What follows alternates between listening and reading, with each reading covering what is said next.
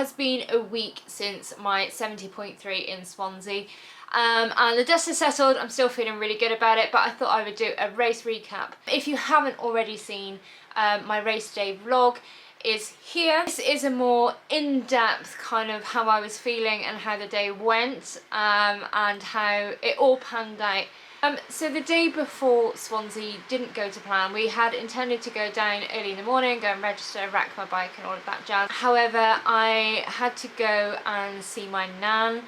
I didn't have to go, obviously. I wanted to go. We were told to kind of go and say our final goodbyes to my nan, so it was already highly emotional, kind of the day before, and I didn't actually think I would get down in time to register because registration closed at 3 p.m. I emailed Ironman, who were fantastic, explained the situation that I needed to go and see my nan and spend some time with her, and they allowed me to pick up my registration pack slightly later. I think it's about 3:30 by the time we got down there. So anyway, the day before was a little bit stressful. We also had to travel down in the middle of this heat wave in the car with the kids, get there, kind of rush, get the pack, hurry through racking my bike. I didn't know if I'd forgotten stuff and all of the rest of it, and then we kind of headed back, decompressed, spent some time with the kids in the garden, and I actually felt pretty calm. Race morning I woke up and I felt absolutely petrified. I was so nervous all of a sudden, considering I'd been so calm, just filled with nerves. I couldn't catch my breath. Later on I couldn't eat my breakfast, you know, really nervous. I think the weight of what I wanted to kind of get through, which was the swim, was maybe starting to play on my mind a little bit. It all felt a little bit similar to last year. Getting over to transition to just put the final bits of nutrition, check the bike, check the tyre pressure and all of the rest of it. Incredibly nervous. Alice, bless her heart, just kept talking about last year. Matt tried to park in the same car parking space as the year before, and it all felt a little bit same as last year. And I was just incredibly nervous. You know, it mattered to me. I was obviously anxious about what was to come with the swim, but also not in a way, because I had done so much training. The swim has been my focus, and I've had some amazing help with my coach to really kind of double down on the swimming front. So yeah, that escalated as we stood on the dock watching the pros go off, and the fast age groupers kind of wishing I could swim like them. It started getting a bit hot there, you know, everybody's doing up their wetsuits, asking for help. Everybody seems to be having this little bit of nervous chatter, and I was really struggling to catch my breath, so just trying to like concentrate on some deep breathing and things like that. So when I finally got to the gate, and if you've done an Ironman and you go off in the waves, you can hear that beep, beep, beep. Again, that was a little bit triggering. I was like, oh my God. Going down the ramp, kind of jumped in a bit heavy, dived in. I don't know what it really was. It was just like kind of swoosh into the water a bit heavy, went straight under, and had a little initial panic attack. And it did get me, not because the water was cold, the water was lovely. I think it was just like because it seemed so chaotic and I was just nervous. So get in the water, get over that initial, I just like, thought, you know, just keep moving forwards and long, slow breaths out. Control your breathing, just strong and smooth, that was all I was thinking. And then actually by the first buoy, which wasn't that far away, I felt a lot more settled. It felt actually okay. It was kind of hustle and bustle and jostly. I mean, there were hands everywhere, you know, people on your feet, touching your feet, your ankles. I've got some fingernail marks on my ankles actually. I had my goggles half knocked off. But the difference from the year before was insane. I actually just started feeling like, I've got this. This is fine. I can do this. I haven't swam with that many people like that, because obviously last year I got dropped pretty quick and I was on my own, staying away from people. But I was in the mix with other people, and it actually helped me, I think, and I just got a bit gritty with it and it was fine.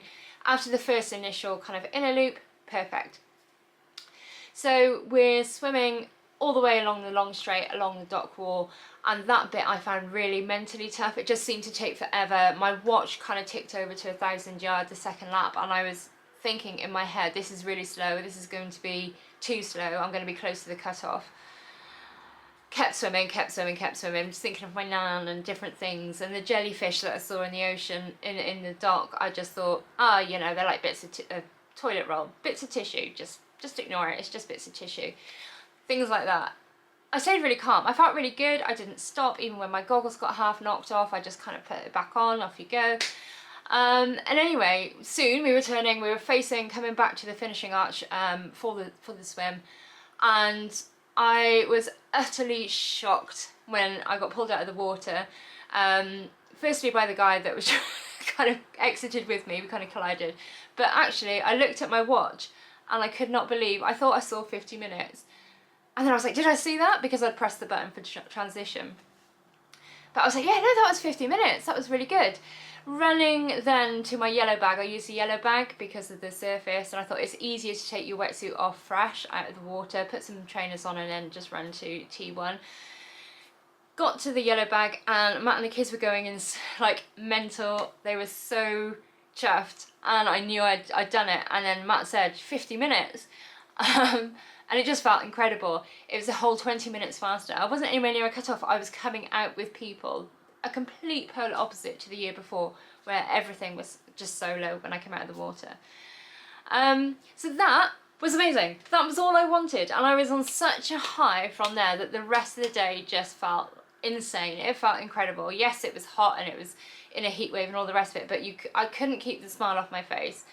Going in through transition, you know, it's a bit hectic in there, and actually I think there was a benefit to getting my wetsuit off and my trainers on back at the swim exit, because I didn't have to sit down amongst everybody kind of also trying to get their wetsuits off. Quite quick in there, get out on the bike, and I was just like, yeah, here we go, this is the fun bit. Having done the recce, knowing the course, knowing it's beautiful, I thought, yeah, this is going to be really good. So the bike part itself, it was good, it was steady. I think I was actually quite consistent on the route. Swansea is hilly, it is hilly. I don't think it's the easiest bike course that you can do. I actually found it's good, it's faster because it was closed road, and whenever I've cycled that route it has had cars on it and junctions to stop at and all the rest of it. But the bike was good. Nailed my fueling. I had to have an injection an hour in. My blood sugars had increased on the swim, and I don't know if that was just a bit of panic, a bit of adrenaline, but I decided to have a bit of insulin just to make sure that I could continue fueling throughout the bike. Andy, my coach, had drummed into me, fuel, hydrate. So that's what I did on the bike. It all felt like a really good effort.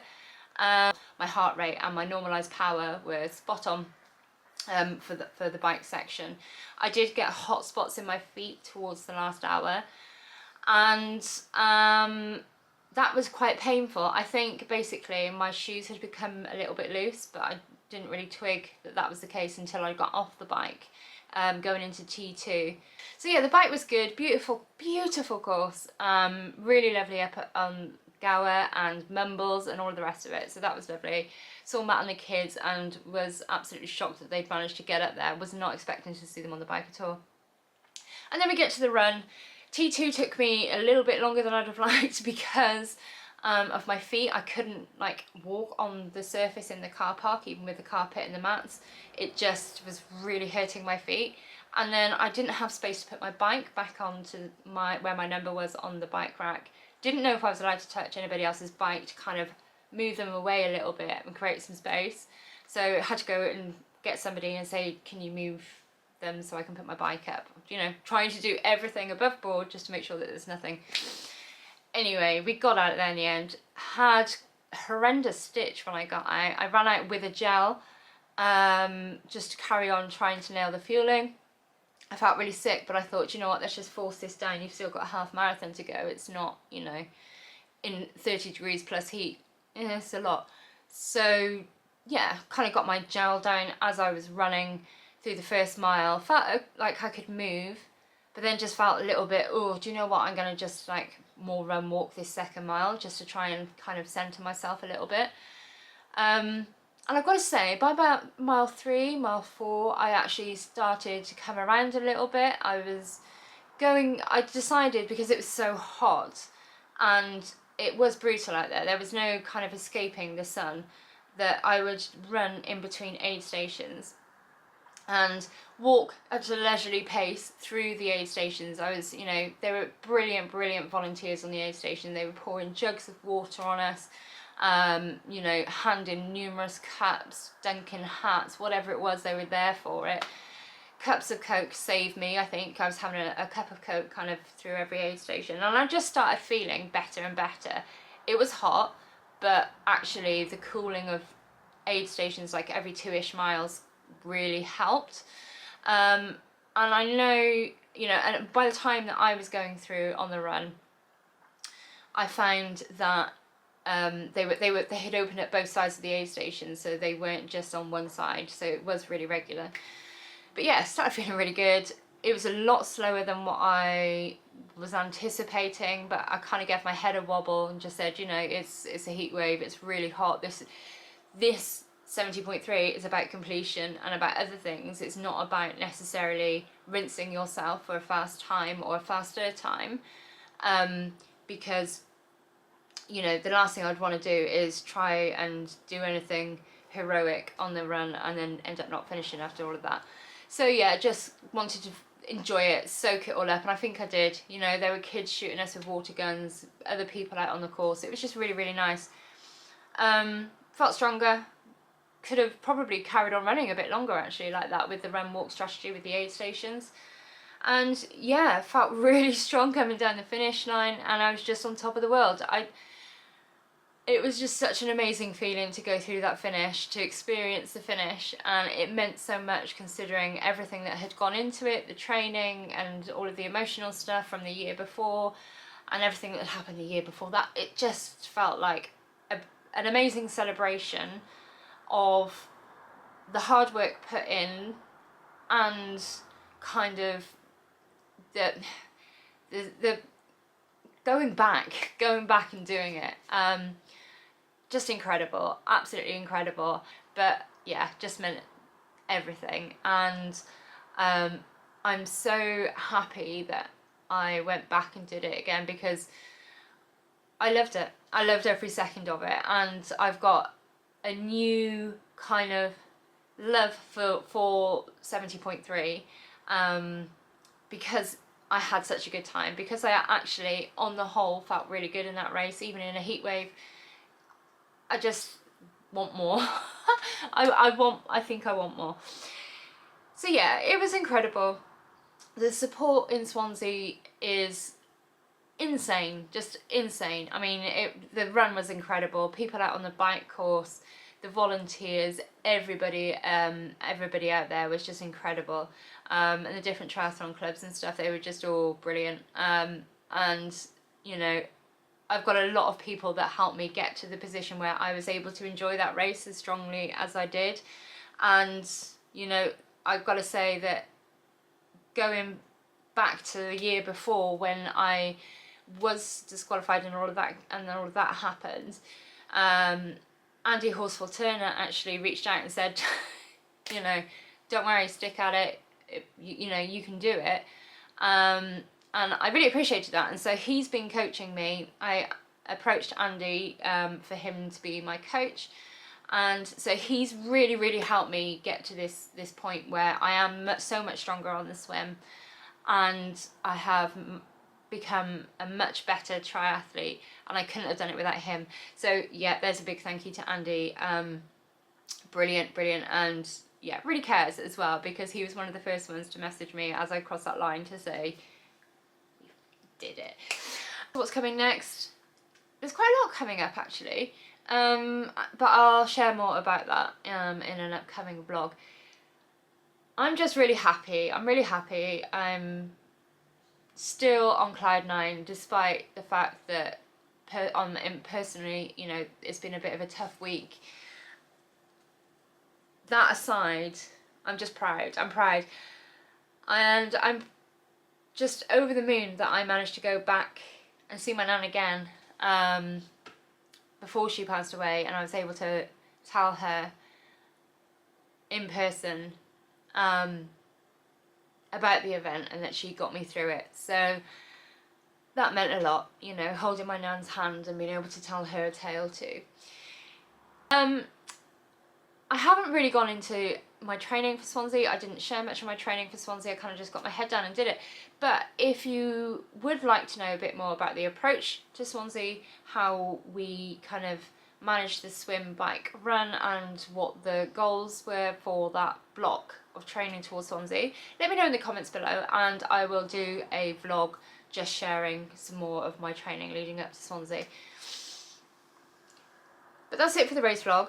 I hope that if you're watching and you also have dealt with a setback, that you hang on in there, that you use it to come back from whatever it is stronger.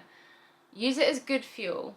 Do it for yourself. You know, it doesn't always go to plan, but that doesn't mean it's a bad thing. It means that if you really want it, you will double down and come back, and you'll figure a way. For now, that is Swansea 70.3 ticked off. A love for Ironman for 70.3 ignited.